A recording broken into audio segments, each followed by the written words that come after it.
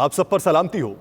मौलाना आमिर उस्मानी का लिखा हुआ है, आज भी मेरे ख्यालों की तपिश जिंदा है, मेरे गुफ्तार की देरीना रविश जिंदा है। आज भी जुल्म के नापाक रिवाजों के खिलाफ मेरे सीने में बगावत की खलिश जिंदा है। जबरो सफाकियो तुग़यानी का बागी हूं मैं, नशाए कुव्वते इंसान का बागी हूं मैं। जहल परवरदा ये कदरें, ये निराले कानून, जुल्म अदवान की टकसाल में ढाले कानून, तशनगी नफ्स के जुजियों की बुझाने के लिए नौए इंसान के बनाए हुए काले कानून।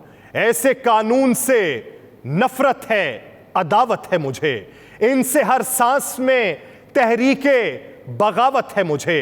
तुम हंसोगे कि ये कमजोर सी आवाज है क्या, झुनझुनाया हुआ थर्राया हुआ साज है क्या। जिन असीरों के लिए वक्फ है सोने के कफस, उनमें मौजूद अभी ख्वाहिशे परवाज है क्या। आह तुम फितरते इंसान के हमराज नहीं, मेरी आवाज ये तन्हा मेरी आवाज नहीं, अनगिनत रूहों की फरियाद है शामिल इसमें। सिसकियां बनके धड़कते हैं कई दिल इसमें, तैनशी मौज ये तूफान बनेगी एक दिन, ना मिलेगा किसी तहरीक को साहिल इसमें। इसकी यलगार मेरी जात पे मौकूफ नहीं, इसकी गर्दिश मेरे दिन रात पे मौकूफ नहीं।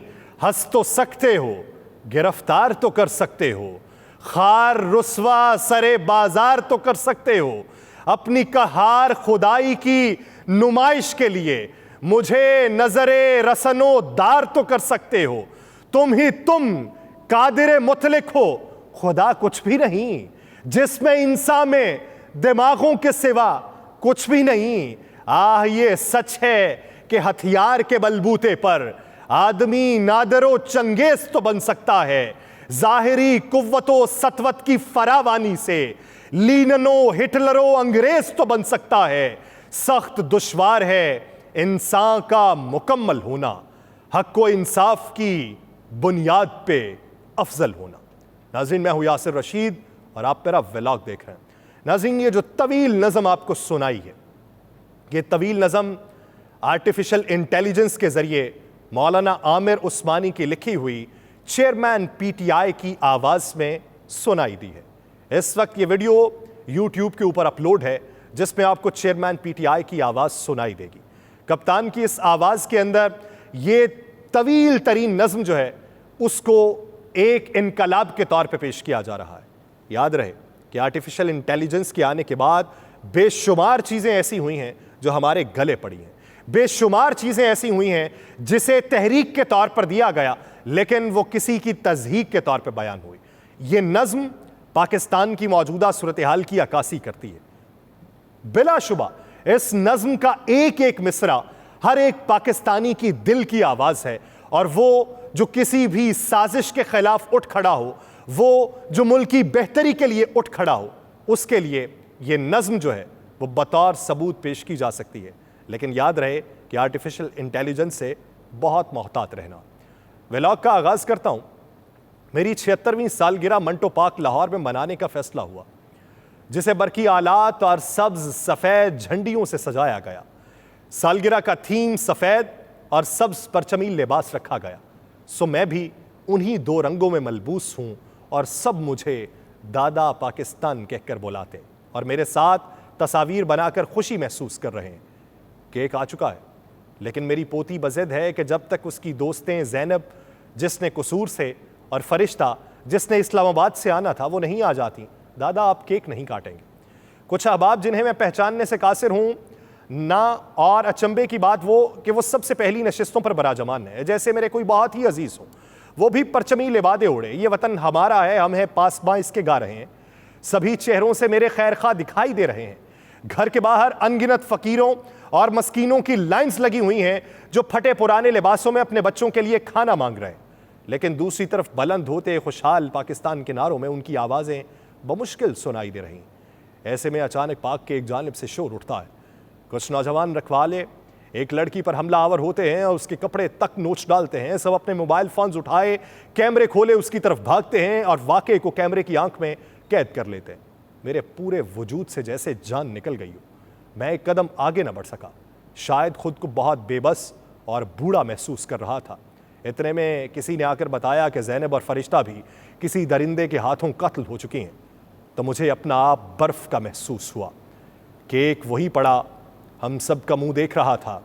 खाना ठंडा हो चुका था, बिजली बंद हो चुकी थी, घड़ी की सुइयां 12 बजे से आगे बढ़ चुकी थी और 15 अगस्त का आगाज हो चुका था। अब सबको अगले साल का इंतज़ार है, जब वो दोबारा मुझे ऐसे सजाकर मज़ीद अज़ियतें देंगे। नाज़रीन, ये दादा पाकिस्तान हमारा इस्लामी जमहूरिया पाकिस्तान है। ये उसकी कैफियत है।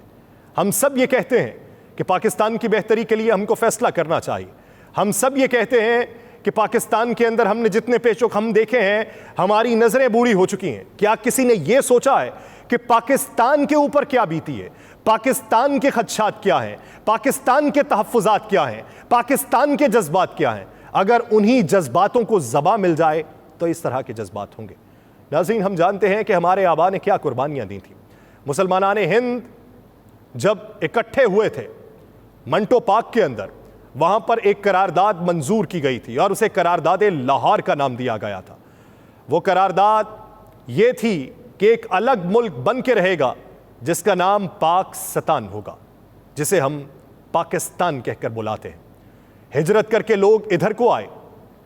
हिजरत जब हुई तो नेज़े की अन्नियों पे बच्चों के सर सजाए गए। बाबे आज़ादी से जब लोग इस धरती पर कदम रखते थे तो बताया जाता था कि किसी ने अपने बाप को, किसी ने अपनी माँ को, किसी ने अपनी बेटी को, किसी ने अपनी बहन को और किसी ने अपने भाई को गंवाया है। किसी ने बाजू कटवाए हैं, किसी ने सर तन से जुदा करवाया है। और यूं हमारे आबा ने अपनी कुर्बानियां देकर ये पाकिस्तान हासिल किया था। और फिर हम रफ्ता रफ्ता एशियन टाइगर बनाने का दावा करते रहे। एशियन टाइगर तो पाकिस्तान नहीं बना। हम उस सतह तक पहुंच चुके हैं कि जिस सतह पर हमें यह दिखाई देता है कि हम किसी बंद गली के अंदर मौजूद हैं। हमें हुब्बुल वतनी का दर्स मत दीजिए। ये वतन बटा हुआ नहीं है। हमारे अस्लाफ ने भी कुर्बानियां दे रखी हैं और उसी अस्लाफ की कुर्बानियां हमने अपने जहनों में नष्ट कर रखी हैं। हमारी छोड़िए कि हमें क्या सोचना है, आप दुनिया की सोच को बेहतर करने की कोशिश कीजिए, अपनी मईशत को मजबूत कीजिए। ये कीड़े जो कुर्सियों के कीड़े मसनद इक़्तिदार के ऊपर बैठे हैं, इन्हें कुर्सियों से नीचे उतारिए और इनको बताइए, इनके बंद दिमाग खोलिए और इनको मुस्तकबिल का मंजरनामा वज़ा कीजिए। इनको बताइए कि दुनिया किस हद तक तरक्की कर रही है। इनको बताइए कि बुलेट ट्रेन से अब लोग किस तरफ को गामजन हैं। इन्हें बताइए कि लोग दुनिया को खोजने के लिए, कायनात को परखने के लिए तगोदो कर रहे हैं और हम 2 वक्त की रोटी के लाले में तरसे हुए हैं। इन्हें बताइए कि पाकिस्तान के अंदर बेहतरी के इम्कानात किस तरीके से रोशन हो सकते हैं। इन्हें बताइए कि पाकिस्तान में एक्सपोर्ट की इंडस्ट्री किस हद तक बेहतर हो सकती है।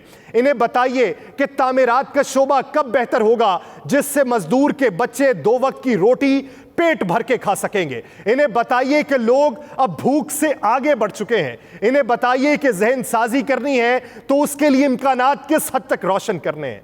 लेकिन ये बंद दिमाग, ये कम फहम, ये कम अक्ल हमें कम अक्ल समझते हैं। हमें समझते हैं कि भेड़ बकरियों की तरह ये रेवड़ को हाँकते रहेंगे। दहाइयों पहले हाँक चुके हैं और अब मजीद हाँकते रहेंगे।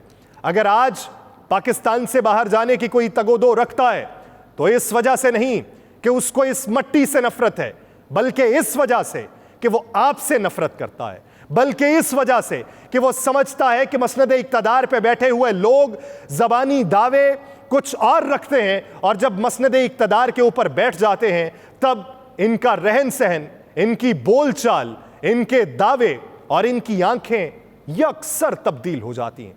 इनको मंजरनामा कुछ और दिखाई देने लगता है। इनको सिर्फ अपने रिश्तेदार दिखाई देते हैं। पाकिस्तान में आज 14 अगस्त का मौका है। सोचिए, समझिए, जहन के उसलूब को तब्दील कीजिए, तर्ज़े सियासत तब्दील कीजिए।